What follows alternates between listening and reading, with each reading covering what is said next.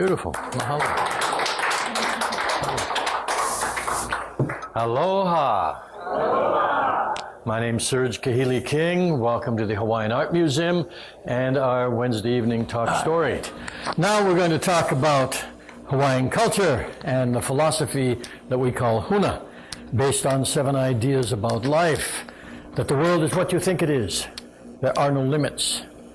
Energy flows where attention goes. Now is the moment of power. To love is to be happy with. And all power comes from within. And effectiveness is the measure of truth. Now we're going to talk about this by starting off with a story. So I'm going to tell you a story, a Hawaiian legend from this island of Kauai. And this is the legend of a young menehune. And his name is Maliu. Maliu is very interesting as a name. This is actually his name in the story, but Maliu means to take heed, to pay attention. And that's what this menehune's name is, and that's what he does.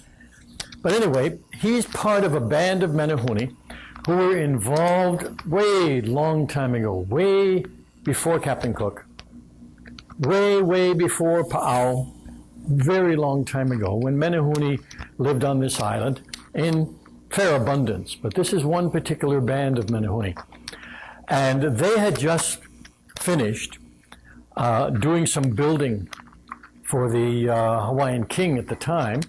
And they had done the Kikiaola. Ola was the name of the Hawaiian king who ruled the island at that time. So they had just finished building the Kikiaola, which is the big irrigation ditch. You can see the Menehune ditch today down in the town of Wailua. You can see some remnants of it. That was built by Menehunes a very long time ago, all the way down from the mountains, coming down alongside the Wailua River and irrigated the fields of Waimea. Right? And they just finished doing that. Then they moved along the coast a little bit and they built the Alekoko fish pond. Now, I don't know if any of you all have seen that, but the Alekoko fish pond is real close to Lihui. It's upriver from Nawiliwili Harbor.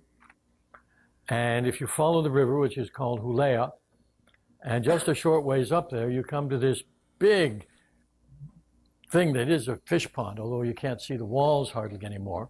It's all covered with mangrove. But in the old days, it was very long. If you get real close, if you're in a kayak, and you get real close, and you can look through the mangrove, and you can see the actual wall. And this is a wall where they had built a fish pond and built it with 2 gates so that the fish, the small mullet, could come in, and then they'd be fed until they'd grow too fat to go out. And then these mullet were fed and fattened for the ali'i, for the chiefs.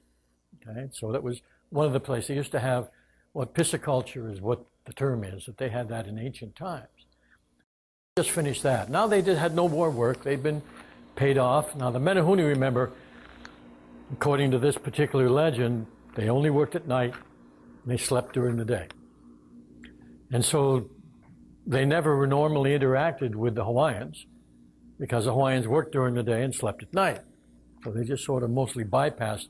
They could be living in the same general area and never meet each other. So this particular band, when night fell, decided to go exploring. So they're exploring up the coast, and they got to a place called Moloa'a. Moloa'a was very heavily cultivated. Probably that's the meaning of its name is twisted roots, because the stuff that was cultivated used to be full of wauke. Wauke is what they used to make the cloth, the paper cloth from. And that whole valley was a place where that stuff was grown a lot. And it was so much in abundance, that's probably where it got its name, twisted roots. Anyway, it was an ahupua'a, which some of you may know means a kind of a pie-shaped thing from the mountains, a district from the mountains that comes all the way down to the sea and includes the reef. The island was divided into sections, and different families lived in these ahupua'a and were almost self-sufficient. They trade with neighboring districts, but for the most part, they had their own food supply from the mountains all the way to the inland sea. So Moloa'a was a place like that. So anyway, the Menehune are searching for something to do, and they come, if you have Moloa'a Valley, if you're out in the ocean and you're looking at Moloa'a Valley like this on the ocean, the reef out here, on the eastern side of the valley, there's this big ridge that comes out. And the ridge is called, in Hawaiian, it's called Kalai o Ulu Omo. And Kalai o Ulu Omo means baked breadfruit cape. And it's hard to tell why it means that. It might be because it looked like a baked breadfruit. You know, sometimes Hawaiians name things that way. But it may have been also a place where there was a temple site where they did human sacrifice. Because when they were in real peaceful times, they didn't really, they had sacrifice, but instead of a human being, they replaced that human being with a fish or a breadfruit. And so that was called baked breadfruit cape. And today we don't really know why. But anyway, it was a wonderful cliff because the cliff goes right straight down into open water. And that allowed the Menehune to play one of their favorite games, which was Iomo. Now, Iomo is a game where you toss a pebble into the ocean at the base of a cliff, then you jump off feet first, and you try to make as little splash as possible. And then when you go down in the water, the object is to get that pebble before it hits bottom. And the Menehune, just like the Hawaiians, used to love to bet. So they'd bet on who could catch the most pebbles, they'd bet on who could make the least splash, all aspects of the thing. They'd have a wonderful time betting. Now, this went on for a long time. They stayed in that area for quite a while, you know, sleeping in the day. The only thing they didn't like about it was down along the coastline, most of the available drinking water was kind of warm and, to the Menehune taste, it was kind of and quite a bit brackish. Hawaiians got used to it down there, but the Menehune didn't. So the only thing that they had to do that was a chore was they had to send somebody up into the mountains to get some fresh, really fresh water, and then come back. All right. So they're going along fine. One night, now back to Maliu. Now Maliu was very curious. And he was curious about things he saw. He was curious about things he heard. And one night he just got tired of jumping off the cliff and he wandered back a little bit. And as he's kind of sitting by himself, he heard some laughter. Now this was human laughter. And normally the Menehunes wouldn't pay attention to it, but Maliu was very curious. He did pay attention. So he followed the sound of the laughter. And it led back inland to a hill called Pu'uweuweu.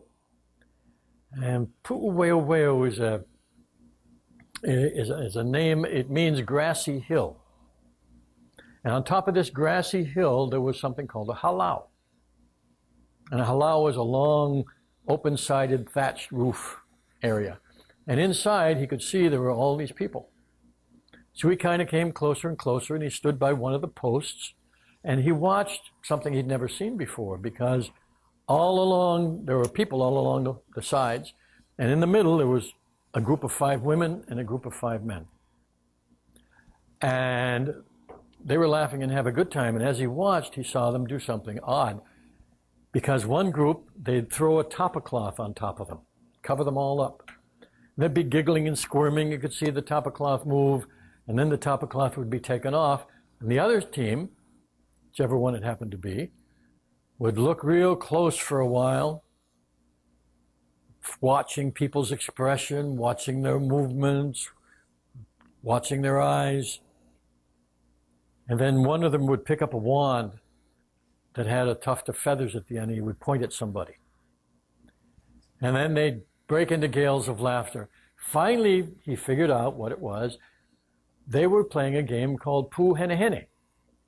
And Puhenehene is a game where you have a group of people and you cover them up, and they hide a pebble on somebody's body, in the clothing or in some part of their body.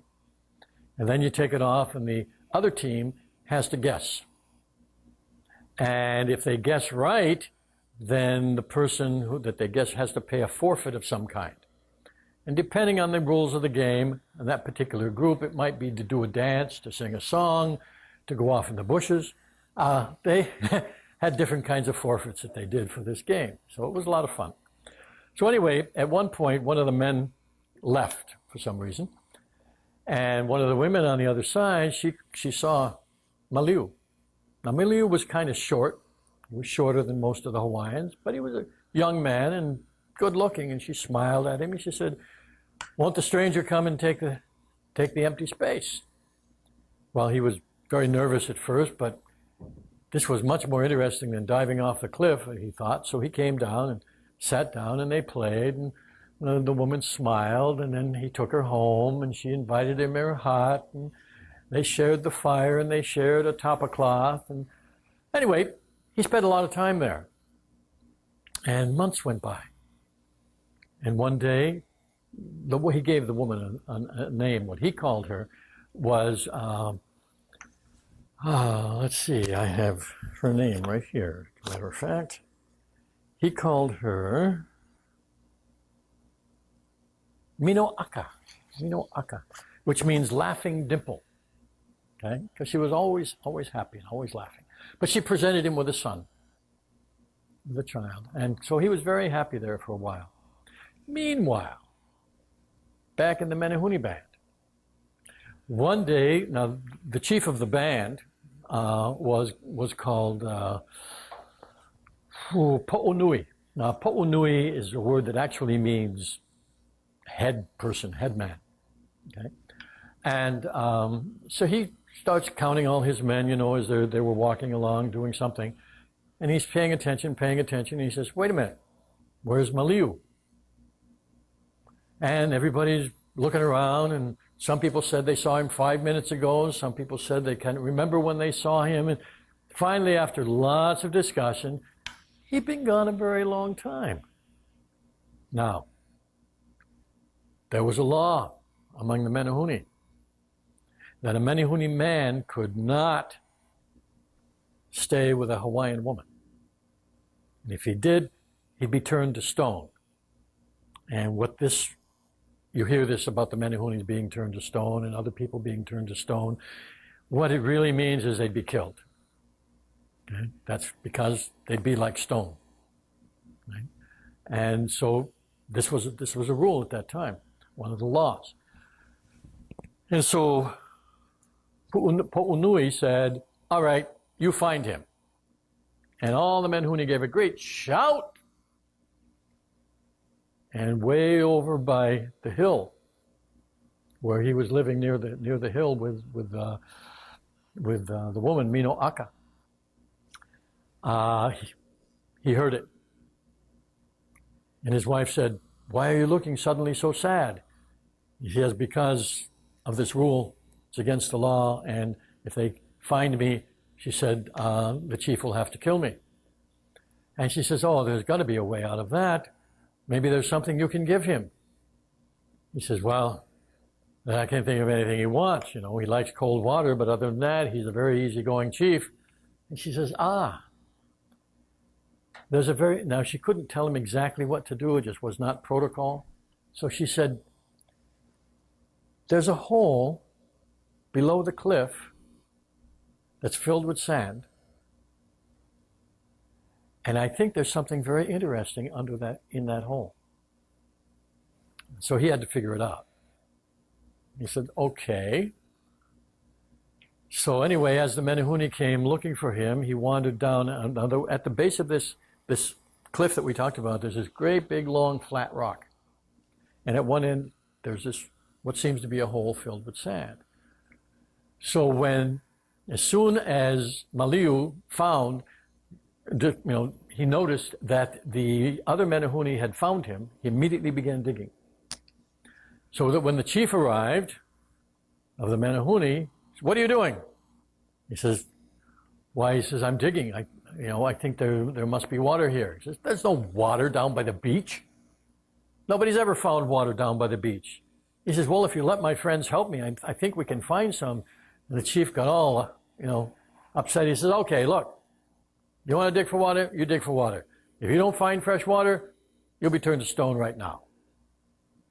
Okay, so the friends came and they dug and they dug and they dug, and suddenly out comes this spring of fresh water, bubbling right out of the ground.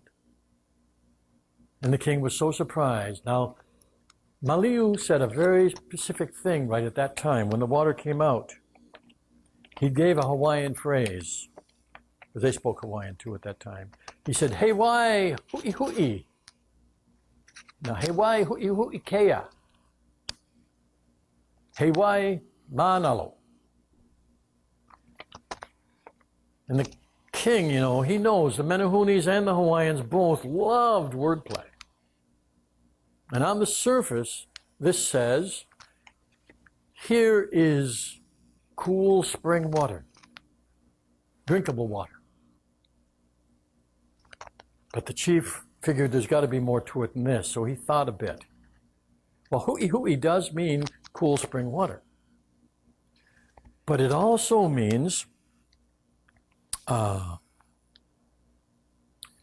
kind of numbness that you get either from cold or the heat of love that turns you numb. Now, manalo means drinkable water, but it also means to let your anger go, and it means to be safe from danger. So the king figured this is very clever, because while he's offering me, and he offered him a cup of the water, a coconut cup of the water, and he said, while he's offering me this cool spring water, he's also saying that he's in love, and he hopes I won't kill him.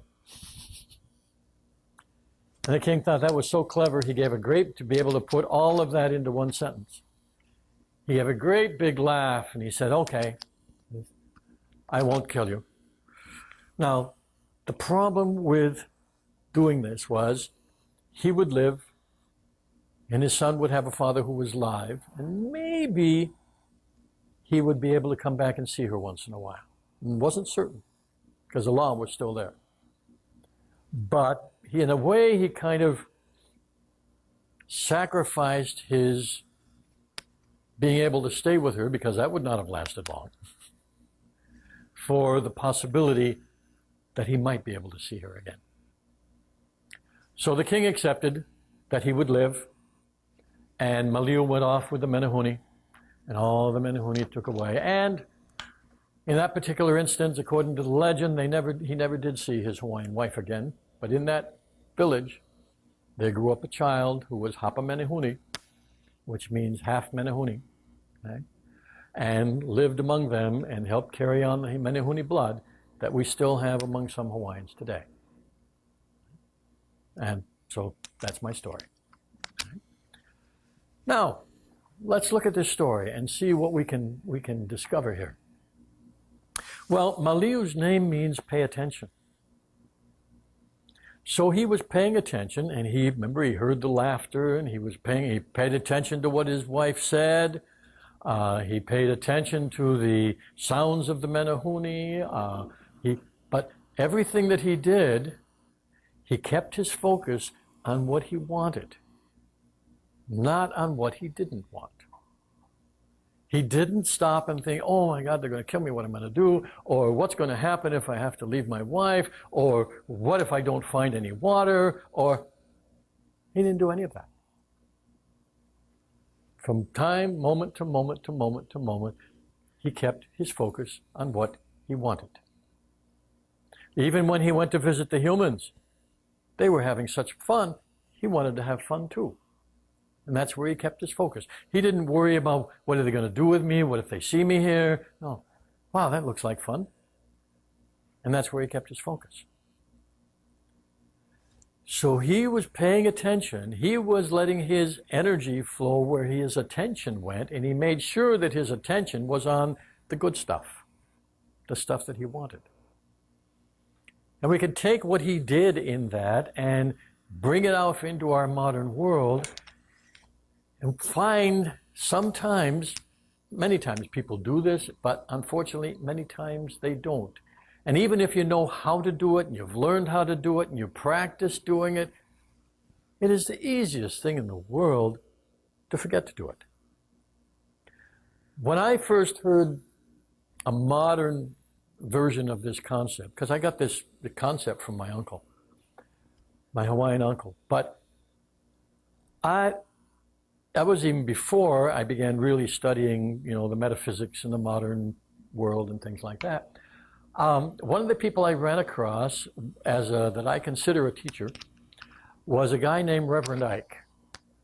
Eichenkrater was his name. I remember the name. Yeah. Reverend Ike was a black Baptist child preacher on the radio in the South, Southern America, U.S. And then as he grew up, he kind of grew out of that and he joined the military. And actually what he finally did was, I don't remember where he got into the kind of what's called New Age thought, but he got into that and then took it and turned it into something of his own and carried it forth and began as a radio preacher again, but preaching this new thought, these new thought ideas. And I'll never forget, one of the things he talked about when he came back from the military, he didn't have any money. He was bone broke, walking down the street of his hometown, passed by a restaurant where all these rich white folk were having these delicious meals, and he went up there, and where so many people would get angry, would get upset, why should they have it and not me, and get into this whole kind of problem thinking, negative focus. He went up to the window and he said, God, that's for me. Thank you very kindly. And he'd walk down the street and he'd see a big, beautiful car parked by the on the street by the curb. He'd look at that car and he said, God, that's for me. Thank you very much. And everything good that he saw, that's where he would put his focus, on what he wanted, not on what he didn't want. On what he expected to have and not on what he was afraid he wouldn't have. He did that so well, he ended up, and this is honest truth, he ended up with an actual gold-plated church in New York. The whole inside of the church was gold plate. And he used to have some people that say, how can you do this? How can you have a church that's gold-plated like this? And there's poor people out there. He said, you should take all of this down and give it to the poor. He says, if I take this down and give it to the poor, I've got nothing and they've got nothing. I mean, they'll spend it and it'll be gone. Bring those poor people to me and I'll teach them how to do the same thing. That's what he would say. Really terrific man. But he taught this same kind of a concept.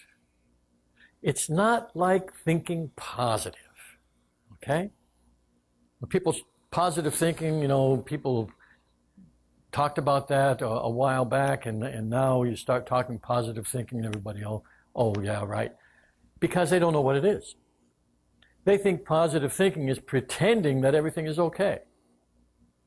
And that's not what positive thinking is at all. Positive thinking is thinking positively about whatever you encounter in life.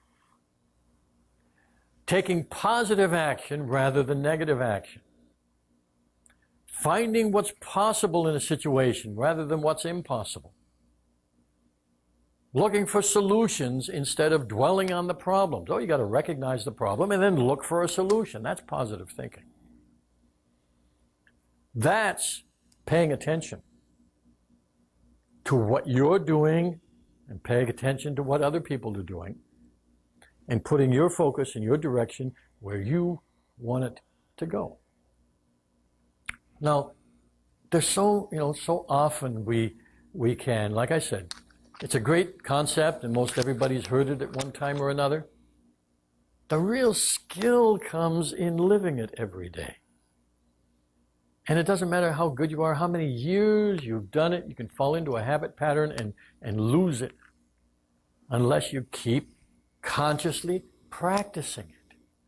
I remember one time we were living in California And we had decided to go to, we were living in a place called Malibu, and we wanted to go to a place in Los Angeles, an area called Westwood, because they had a lot of movie theaters. We were going to see the movie, and we were going to take our whole family. So we did. We're heading out on the highway. However, this was a Friday night. And I immediately start imagining Friday nights in Westwood out of my memory. And I start thinking, Friday nights in Westwood, there's no place to park. I mean, that's a given. You don't question that. That's just the way things are.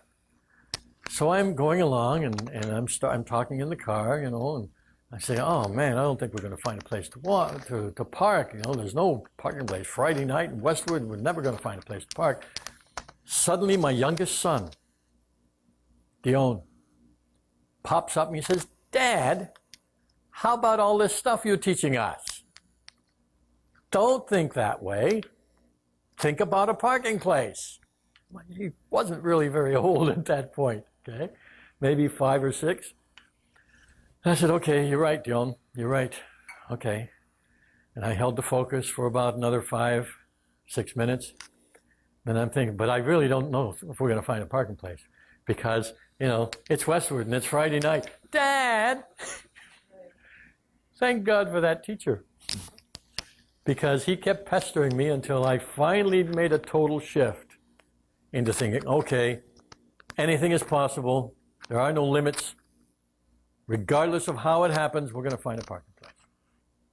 So we pulled into Westwood, and on impulse, I made a left turn where I normally wouldn't make a left turn, just 1 block off the main street where all the theaters are, only 1 block away. And I found a street 1 block off, a street that was almost entirely empty. No one had parked there. For what reason, I have no idea, but I did, and the rest of the family kept our focus on what we wanted instead of what we were afraid of or didn't want to happen. And the universe, that's how God works. The universe opened up, and there was a whole empty street, not just 1 parking place. I mean, that would have been wonderful. A whole street of parking places. Because we all kept our focus on what we wanted, not on what we didn't want. What I'm trying to point out here is this concept, even when we know this, we'll find blind spots in our lives where we're not paying attention and fall so easily into old patterns of negative expectation. If it happens to you, don't feel bad about it. It's perfectly normal behavior. Doesn't mean you have to keep the behavior, but if you want to learn any kind of a new skill, and thinking differently is a new skill, you got to practice it and practice it and practice it until you can do it at any time, in any place. Now, when you begin to do this, you begin learning a skill of how to shift your attention in one area of life. And if you practice it well enough and pay attention, you'll find yourself in an area where you normally feel stuck. Wait a minute. I know how to do this over here. I'll just apply the same thing over here. You'd be amazed how many people don't think of doing that. Somebody had a client one time. I may have talked about this before, but it's worth bringing in. But I had a client one time who was a man having family problems. And so we were talking together, and I asked him what his vocation was, what his business was. And he was a mechanic, a master mechanic, not just a mechanic. He was a master mechanic. He could listen to an engine and immediately tell you what needed to be fixed and how to fix it. All he had to do was listen to it. So I said, okay, you're a master mechanic. You know how to keep things running smoothly. He said, I sure do.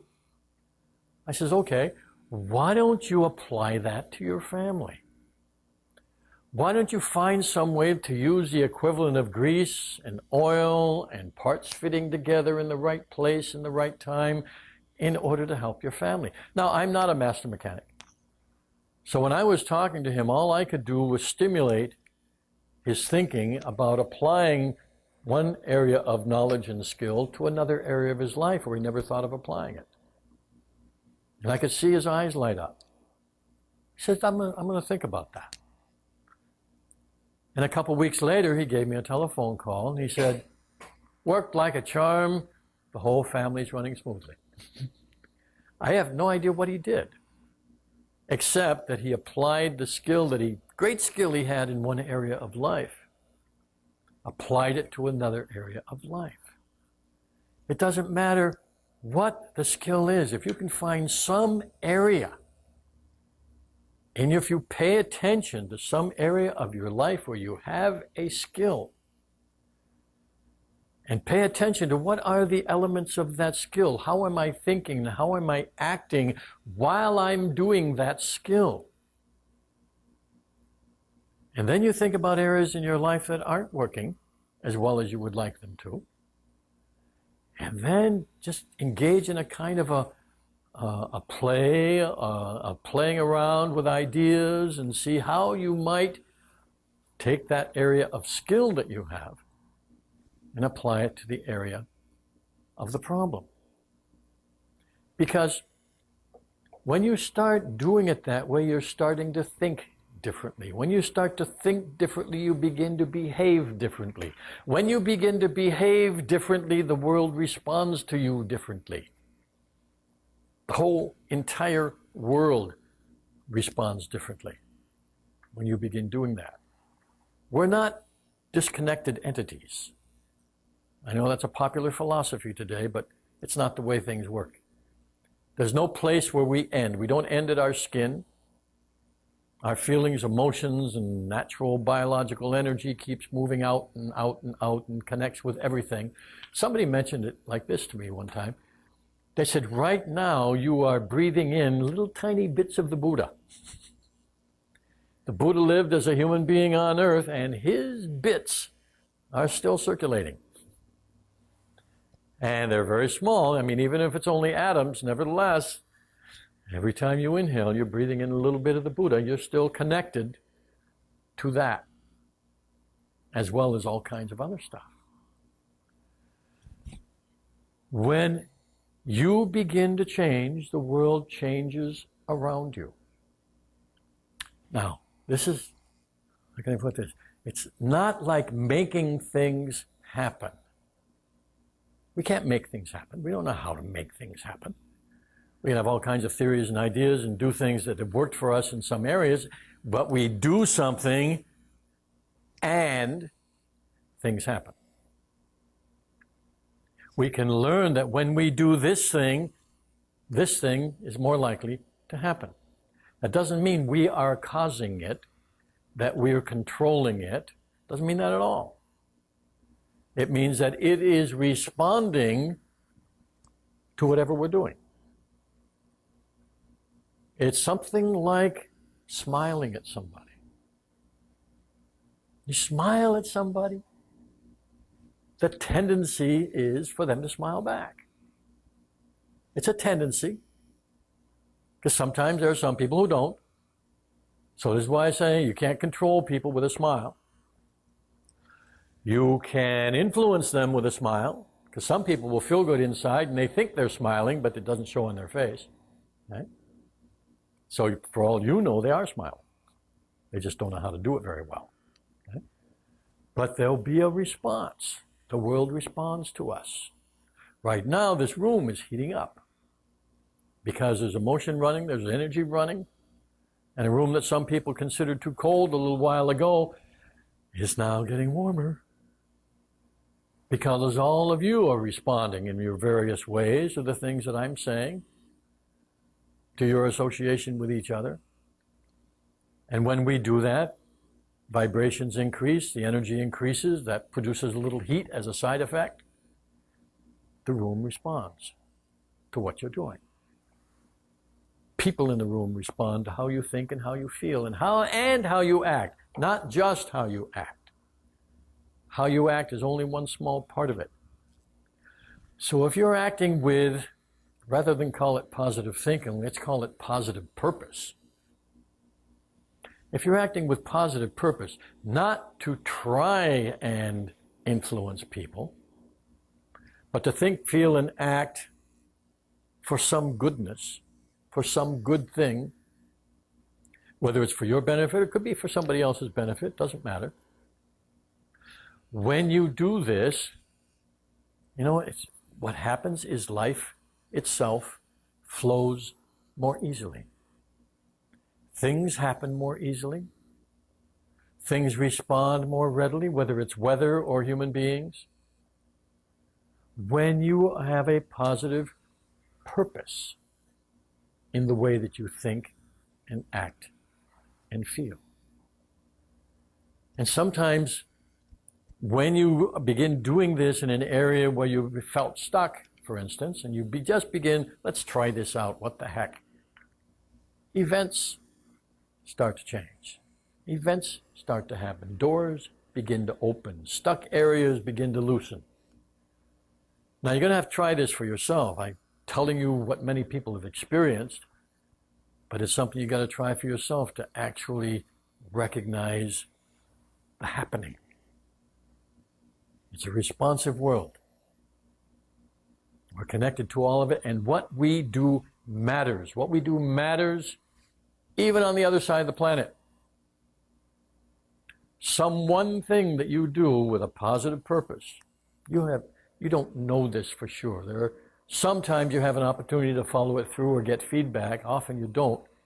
But I can tell you from over the years, from feedback that I have received, when you begin to focus in this way on any topic or subject in your life, you're helping someone else around the world change too. They may have some people have called this the chaos theory, the butterfly flaps its wings in Japan and we get storms in the Rocky Mountains kind of concept. Well, it's something like that, except the butterfly flaps its wings in Japan and stimulates a butterfly in the Rocky Mountains to flap its wings. It doesn't have to produce a storm. You think of a way to solve a problem here, and somebody on the other side of the planet suddenly has an inspiration about how to solve their problem.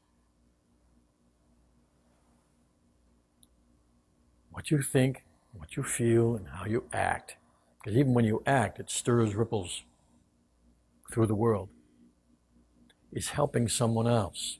You may never know, you may never meet, you may never know what it is that you've helped, but you can start to pay attention to things in your own environment, things where you live.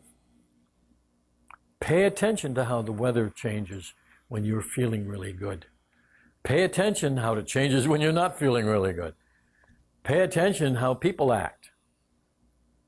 When you just purposely decide to focus on having a good feeling about yourself and about life, and you go out into the world and do your normal daily things, pay attention to how people respond. If you begin paying attention, you'll realize it works in little ways all around you every day. When you get more used to it, you'll begin to realize and notice, hey, it's working beyond you. Further and further and further and further, until at the far end of the universe, of which there isn't any end, but anyway, close, let's say, way, way out there, your good feeling is going to help someone or something else have a good feeling according to its nature. We talk sometimes about changing the world. Yeah, we can. But a lot of people want to go out there and wave flags and march down the street and yell and scream about what they don't like and think that's going to change the world. No, it might disturb some people. And some people, for their own convenience, might get out of your way for a little while. But that kind of thing doesn't change the world in any good way. When you begin thinking and feeling good about what you like, other people and other things begin to think and feel and act good about what they like. What everything likes What everything wants is to feel good, according to its own nature. When the more people we have who are feeling good,